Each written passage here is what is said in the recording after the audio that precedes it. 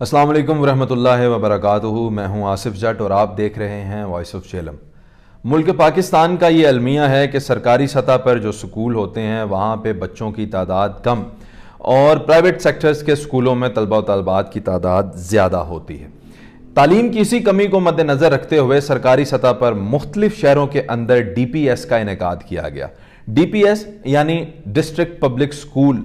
District public school को बनाने का मकसद प्राइवेट सेक्टर्स के स्कूलों के तालीमी मेयार को कम्पीट करना होता है। बदकिस्मती से झेलम DPS से महरूम था, लेकिन मौजूदा DC झेलम राव परवेज़ अख्तर की काविशों से डिस्ट्रिक्ट झेलम के अंदर अब DPS का संगे बुनियाद रखा जा रहा है। हमारे साथ आज राव परवेज़ अख्तर साहब भी मौजूद हैं, उनके साथ ही साथ सीनियर जर्नलिस्ट आमिर कियानी मौजूद हैं और उनके साथ सीनियर जर्नलिस्ट रियाज गोंदल साहब भी हमारे साथ मौजूद हैं। सबसे पहले आमिर कियानी की तरफ बढ़ते हैं। आमिर कियानी साहब, मुझे ये बताइएगा, बतौर सहाफ़ी आप इस प्रोजेक्ट को कैसा देखते हैं?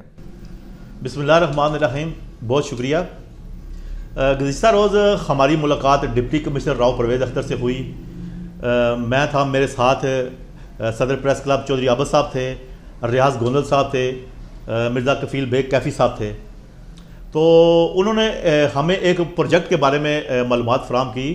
तो हमें वो प्रोजेक्ट सुनकर खुशी भी हुई और हैरानगी भी हुई।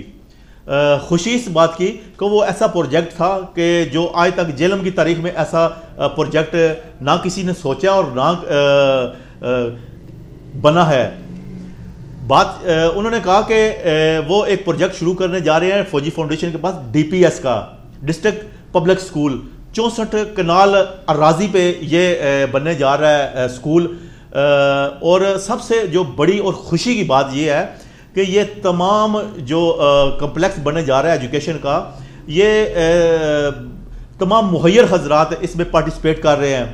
और इसमें डी साहब बता रहे थे कि ये तकरीबन 50 करोड़ से ऊपर का प्रोजेक्ट है और यहाँ पर बच्चों को जो तालीम दी जाएगी और उसका भी जो स्टैंडर्ड होगा वो भी बड़ा ज़बरदस्त होगा। और हमारे झेलम में अक्सर जो प्राइवेट स्कूल खुले हैं, आमतौर पर तो वो एक कारोबार कर रहे हैं, लेकिन ये उसके लिए बड़ा ज़बरदस्त होगा। और ये आने वाले वक्तों में हमारे बच्चों के लिए, हमारे मुस्तकबिल के मुमारों के लिए ये बड़ा करामद होगा। और जिस तरह हम दूसरे ज़िला में जाते हैं, तमाम तकरीबन काफ़ी ज़िला में जो DPS जो स्कूल है वो कंटिन्यू चल रहे हैं, लेकिन झेलम में इससे पहले कभी इस तरफ ना कभी तवज्जो दी किसी ने और ना ही सोचा। शुक्रिया अदा करते हैं डिप्टी कमिश्नर राव परवेज़ अख्तर का, जिन्होंने तालीम के मामले में और इतनी संजीदगी से सोचा और मुहैयर हजरात के तावन से ये DPS मनसूबा बनने जा रहा है। और ये तकरीबन अगले साल इसकी क्लासेस भी शुरू हो जाएंगी। आमिर कियानी साहब हमारे साथ ही रहिएगा। DC झेलम साहब की तरफ बढ़ते हैं। राव परवेज़ अख्तर साहब, मुझे तो इस मंसूबे के अंदर आपका ज़ाती इंटरेस्ट भी लगता है, बताइएगा ये मंसूबा कितने रकबे पर मुहित होगा?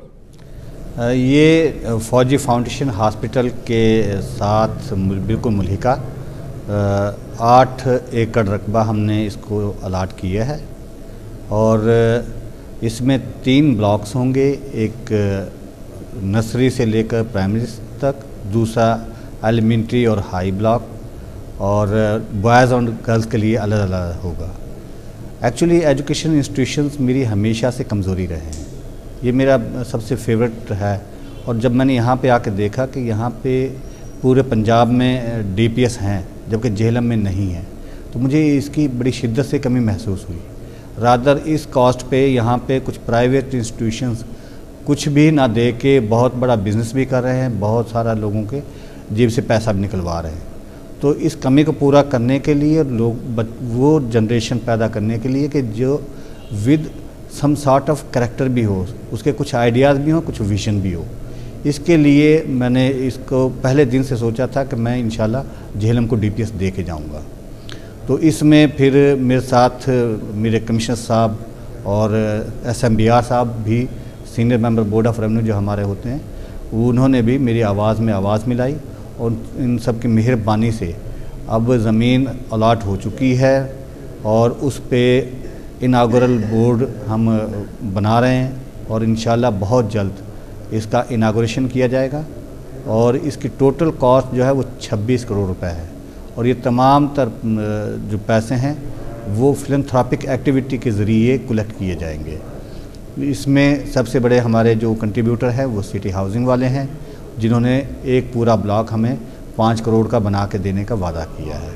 इसके बाद कुछ और दोस्तों ने भी हमसे वादा किया है और इंशाल्लाह उम्मीद है कि जब चलेंगे तो इंशाल्लाह कारवां बनता जाएगा। डीसी साहब प्रोग्राम में हमारे साथ रहिएगा। रियाज गोंदल साहब, बतौर आमिर कियानी साहब आप भी मीटिंग का हिस्सा थे, आप इस प्रोजेक्ट को बतौर सहाफ़ी कैसा देखते हैं? जी बिल्कुल आसिफ साहब, जैसे कि आमिर कियानी साहब भी बता रहे थे कि हमारी जो डिप्टी कमिश्नर जेलम राव परवेज़ अख्तर साहब से मुलाकात हुई है, तो बहुत सी बातें हुई हैं, बहुत से मनसूबों के बारे में उन्होंने हमें बताया है कि हम कौन कौन सा मनसूबा शुरू कर रहे हैं। तो उसमें जो हमें महसूस किया, जो सबसे बड़ा मनसूबा था वो जो महकमा एजुकेशन में एक इनकलाब आ रहा है तालीम के मैदान में, वो जो जेलम के बच्चियों के लिए जो इनकलाब लाना चाह रहे हैं, और उस पर उन्होंने बाज़ाब्ता जो है वो काम शुरू कर दिया है। तो जीटी रोड पर फौजी फाउंडेशन के साथ वो एक बच्चियों और बच्चों के लिए जो है वो स्कूल का मनसूबा वो बना रहे हैं, उसके ऊपर उन्होंने काम भी शुरू करवा दिया। 64 कनाल का ये प्रोजेक्ट है और इसका नाम जो है वो DPS के नाम से उन्होंने ये जो मनसूबा है वो है कि ये डिस्ट्रिक्ट पब्लिक स्कूल होंगे। वैसे तो गवर्नमेंट के जो सरकारी स्कूल हैं वो हर देहात में हर जगह पे मौजूद हैं, लेकिन ये मनसूबा इसलिए महकमा एजुकेशन के बाकी जो स्कूल हैं उनसे मुख्तलिफ है कि ये महकमा एजुकेशन के जो है वो मातहत नहीं होगा, जिसका अलहदा एक बोर्ड ऑफ गवर्नर होगा, उसके तहत ये जो स्कूल है वो चलेगा। और पंजाब के बाज़ अज़ला में ये स्कूल जो है ये ऑलरेडी चल रहे हैं, तो उसी को देखते हुए उन्होंने ये कमी महसूस की है। और जेलम के बच्चों के लिए मैं समझता हूँ कि डिप्टी कमिश्नर साहब का एक बहुत बड़ा तोहफ़ा है कि हमारे जो बच्चे हैं या हम जो हैं वो अपने बच्चों को कोशिश करते हैं कि अच्छे से अच्छे जो स्कूल हैं या कॉलेज हैं वहाँ पर जो है उनको तालीम दिलवाएं। उसकी वजह कुछ बिल्डिंग्स भी होती हैं और कुछ तालीमी माहौल भी होता है। तो ये जो मनसूबा वो शुरू करने जा रहे हैं ये भी सरकारी होगा, पब्लिक के बच्चों के लिए होगा। इसमें ये होगा कि नया एक कम्प्लेक्स बनेगा बच्चों और बच्चियों के लिए, वहाँ पे जो प्ले ग्राउंड्स हैं वो होंगे, उसके अलावा जो वहाँ पे टीचर्स होंगे उनकी वो ट्रेनिंग होगी, उसका वो एक अलहदा जो है वो उन्होंने ब्लॉक बनाया है।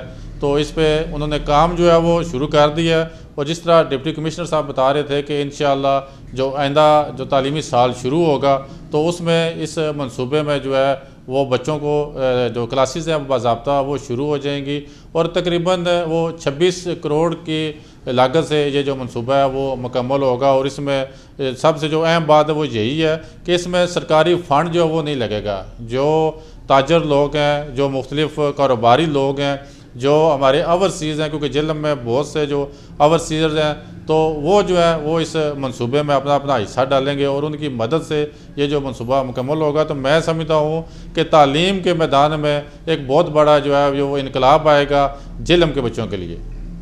बहुत शुक्रिया जी। आमिर कियानी साहब, रियाज गोंदल साहब, आपका बहुत शुक्रिया, आपने अपनी राय का इजहार किया। डीसी जेलम साहब, मैं आपसे चंद मज़ीद सवालात पूछना चाहूँगा। मुझे ये बताइएगा कि इस मंसूबे के अंदर ब्लॉक कौन कौन से तश्कील दिए जा रहे हैं और ये मंसूबा कितने अरसे में मुकम्मल होगा? इसमें एडमिन ब्लॉक है, ऑडिटोरियम है। ऑडिटोरियम ख़ास तौर पर उसकी खूबी ये भी है कि वो हमारा एक ट्रेनिंग सेंटर होगा जो वहाँ के जो टीचिंग स्टाफ है उनकी भी ग्रूमिंग करेगा, उन बच्चों की भी ग्रूमिंग करेगा। और उसका नाम हमने अल-साबिकून, जिसका मानी एक्सीलेंट के हैं, इरफान सेंटर के नाम से उसको हमने रखा है और बाबा जी इरफानुल हक साहब उसको लीड करेंगे। ये इंशाल्लाह नेक्स्ट ईयर इसमें क्लासेस स्टार्ट हो जाएंगी, जो हमारा नर्सरी सेक्शन है। और वैसे इसको हाई होते 3 से 5 साल के दरमियान अरसा दरकार होगा। कितने बच्चों की गुंजाइश होगी इसमें? इंशाल्लाह यहाँ पे मोर देन 1000 बच्चे जो हैं वो तालीम हासिल करेंगे। ये बताइएगा कि इस मंसूबे को सरकार की सरपरस्ती हासिल है? जी डेफिनेटली, मैं सरकार का नुमाइंदा हूँ, सरकार के बिहाफ पे ही मैं ये काम कर रहा हूँ। और जो ज़मीन है वो वहाँ पे आपको अंदाज़ा है कि वो ज़मीन ही सिर्फ 70 करोड़ रुपए की होगी कम अज़ कम, जो ज़मीन हम 8 एकड़ इनको स्कूल के लिए अलाट कर रहे हैं। तो वो गवर्नमेंट का सबसे बड़ा कंट्रीब्यूशन है, जो कि 26 करोड़ की उसके ऊपर तामीर होगी। राव परवेज़ अख्तर साहब, आपका शुक्रिया। वॉइस ऑफ जेलम की टीम भी आपके इस मंसूबे के लिए दुआगो है और बिलाशुबा ऐसे प्रोजेक्ट्स मुल्क पाकिस्तान के रोशन मुस्तकबिल के ज़ामिन हैं। हमारी मज़ीद वीडियोज़ को देखने के लिए हमारे इस पेज को, हमारे चैनल को सब्सक्राइब करें, लाइक करें। बहुत शुक्रिया।